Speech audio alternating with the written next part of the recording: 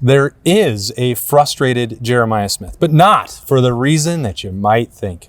Welcome to Snap Judgments. It is a Woody Wednesday on the Austin Birm Show. He is Jeremy Birmingham. I am Austin Ward. And you said, Birm, you wanted to get to the bottom of this. Yeah. Jeremiah has looked a little frustrated. He's looked a little passionate. He's looked a little heated on the sidelines. So we had to ask the question. We did get to talk to the Ohio State wide receiver after practice on Wednesday night. Got right to the bottom of it. I think it's important because ultimately what Jeremiah said, as the question that you asked, I was somewhere else when he sat down, but the question is, what's got you so angry? And the result of that is he's putting a lot of pressure on himself. He is, yeah.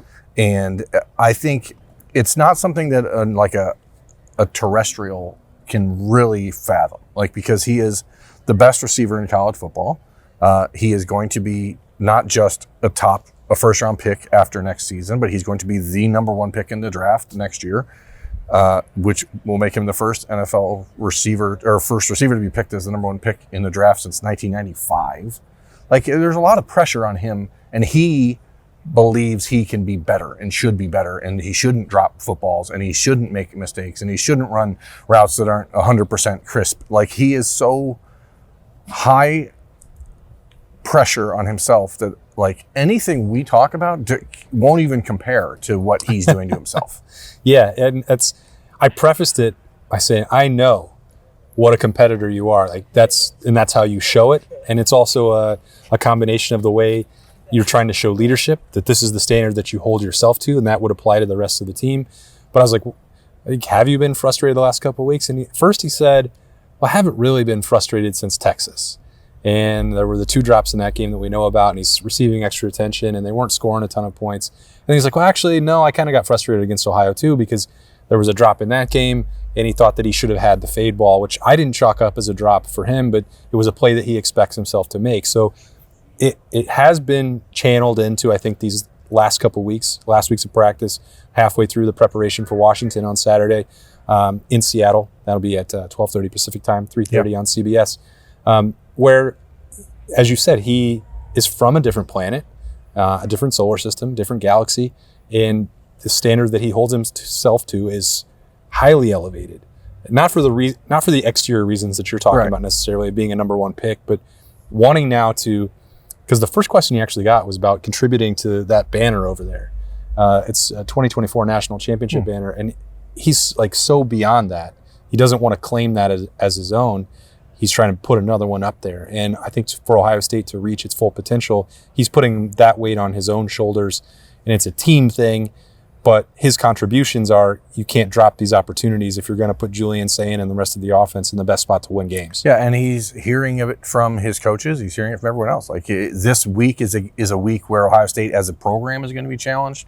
And all Jeremiah said is that he doesn't care if he's going up against Takario Davis, who he acknowledged, I heard he was hurt.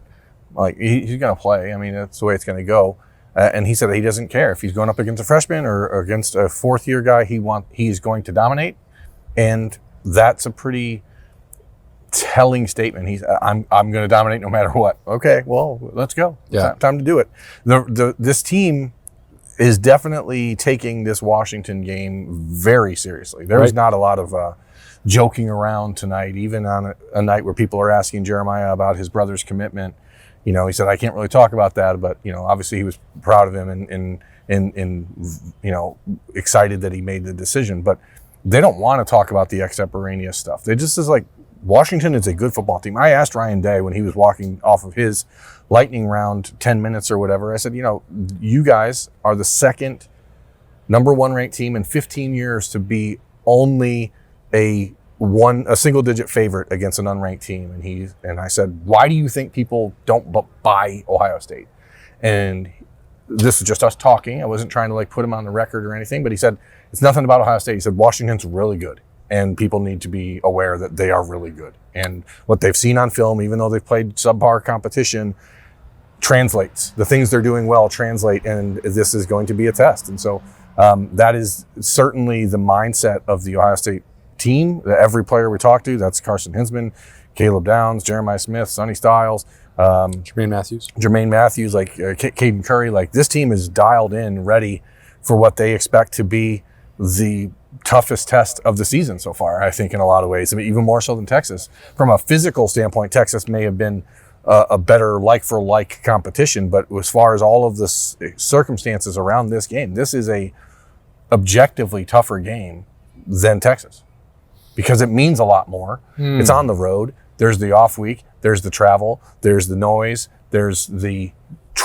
triple team offensive threat that Washington deploys. Like, I think this is a tougher game for Ohio State. I know that sounds crazy. I know that sounds crazy to say, but like Texas, Ohio State had played them one game earlier. Like, they knew what they were going to play. So that's my take. If you don't like it, America, I fully appreciate the disagreement. The facts that you lay out, I don't dispute them.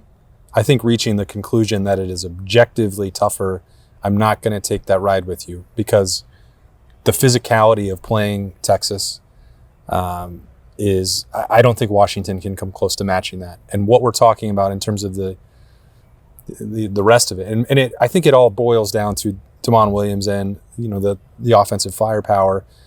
It is more of a finesse game. Now, I know that the running back situation, it's a miniature, bowling ball, meatball situation. Sure. They're definitely going to be physical, and they have talent on the offensive line. I recognize all of that. I don't think you can say. I think this game requires a better level of execution to win it than the Texas game did, which was going to be a physical, two heavyweights, slugfest. We knew that from the start. That was just going to be a who can outlast who. I think this one requires more precise execution from Ohio State to win. That's possibly true. Okay. We're there. But look, I think that it has elevated. And the more that you look at this matchup for Washington, and you can include both sides of the football, I'm skeptical about the defense and its ability to stop Julian Sayin and Jeremiah Smith and Carnell Tate. That's fine. I mean, I think if you get into a more wide open game and more is asked of Matt Patricia and this defense to stop Washington than what Arch Manning and the Texas offense were capable of, that does add a different level of challenge to this. You're still going to be, are you putting it in the same category of Penn State, Michigan, and Texas? I'd still have to say no, but Ohio State's been to Michigan plenty of times. They know what that's going to take. It's not flying across the country. It's all that. Penn State is at home, and James Franklin is still a terrible big game coach. So, you can remove that. Stay tuned Saturday to find out more about that point. Yeah, well, we'll find out. But look, it's a big game is my point. Yeah. Is it the toughest one?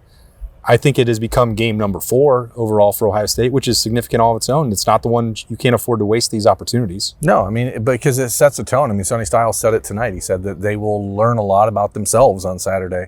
And it's not that Washington is as talented as Ohio State 1 through 85, as we said earlier this week. They're not even as talented as Ohio State 1 through 3 or 1 through 10 or one. Like but they do have a unique set of skills, with all apologies or all due respect to Liam Neeson. They have a very particular set of skills. They are going to push the ball vertically. They are going to try and put Ohio State in positions where the Buckeyes defense has to win some man-to-man situations down the field, which, they watched the Oregon game last October. They saw, hey, if we can just throw the ball down the field, you never know what happens. In Ohio State, we saw tonight, Kenyatta Jackson has the brace on his leg is not for precaution. Like, that is a serious brace, and I don't know what part of his knee has been damaged, but I don't know if he's going to be anywhere near full strength.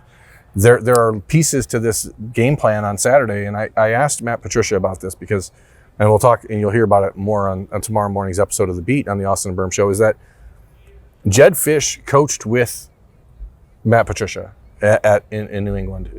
Jed Fish, his defensive coordinator a year ago was Steve Belichick. Jed Fish called Matt Patricia last year and asked him to be the replacement for Steve Belichick because he knows the defense that they run. Washington runs a very similar defense, at least in parts, to what Ohio State does. And so there's a strange confidence that the Washington offense has had this week that they know what Ohio State's defense is going to do. Now, it's going to come down to individual players making plays. Washington does not have Caleb Downs or Arvell Reese or Sonny Styles or even Caden Curry or Caden McDonald or any number of other players, but they feel like they have an opportunity to win some matchups just from knowing what Matt Patricia's defense is, which is not an advantage that Texas had or Grambling State or Ohio. So I do think that there's some interesting crossover here that puts the defense in a little bit of a disadvantage for Ohio State for the first time this season. Not from a talent standpoint, but just from a schematic standpoint. They are not going to go out there and surprise Jedd Fisch and Washington with what they do. He didn't deny it. So he said, yeah, there's a lot of crossover. He said it's his defense. So Steve Belichick was running Matt Patricia's defense, but I taught you everything. Daddy might have passed down some knowledge. I taught you everything you know, but not everything I know type of situation. Yeah. I think that adds a layer to this, like the familiarity with Jedd Fisch and this defense is going to be interesting because the Buckeyes are going to have to do something different. I do. I think that part is interesting. And I also believe that Matt Patricia has pushed back on this notion that everything he is running is a carbon copy of New England or what he tried to install with Detroit or everything that he knew from the NFL level. And he told me, I'm sorry to cut you off here. He told me that the teams running his defense in the NFL right now are the Minnesota Vikings, the Indianapolis Colts under Lou Anarumo, who is the Bengals defensive coordinator, the Bengals, because Al Golden was one of his coaches, and the Raiders. And I'm like, well, two of those teams are pretty terrible on defense, and two of them are pretty good. So, well, that's my point. It does rely on what athletes are using to run that system, if it's going to be successful or not. That's true of any sport and any kind of any level that you're going to play it. But I think that it's why it's important to keep in mind that, as Ryan Day has talked about this is now the Ohio State defense. It's not, Matt Patricia did not come in here to install his full encyclopedia, page 1 through 1,000 for Ohio State. And there's a lot of influence still that is coming from Matt Guerrieri, Tim Walton, James Laurinaitis, and Larry Johnson. Even Jim Knowles. So there is also some carryover from a year ago, and it is enhancing what Ohio State did very well. And there are a lot of teams that had an opportunity and had seen like Penn State had seen a Jim Knowles offense or a defense multiple times and was absolutely dumbfounded by how to handle it with Drew Allar a year ago. So maybe they should have just run from the 1 yard line.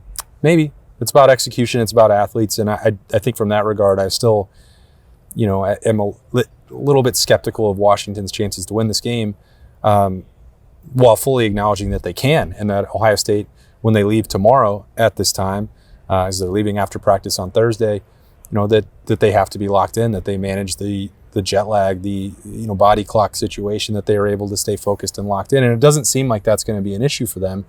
And maybe we're belaboring that point, but it has been difficult for college teams and Big Ten specific teams to travel across the country either direction and get wins. So Ohio State is trying to mitigate that part. They've certainly had the benefit of an extra week to prepare for DeMond Williams, for what that Washington attack can do to them. I think there's answers to that. Now, it is more, if we're going to say that the guys you're using is relevant and important, which it is, then Kenyatta Jackson's knee bears monitoring. He's going to play, and he's had that knee brace on for the last couple of weeks, or at least for the Ohio game. But they're going to have Lorenzo Styles back at nickel as well. Ryan Day said he's been full go. He is fully cleared for this game. So, those are the two starters that you look at. We're starting to get to this point of the year where even if we don't have the full availability report coming out of a Ryan Day lightning round, we have a much better understanding of what that personnel is going to look like. Yeah. And 100% Lorenzo Styles is important for that secondary. Again, we're looking at this defensive line and the depth of it.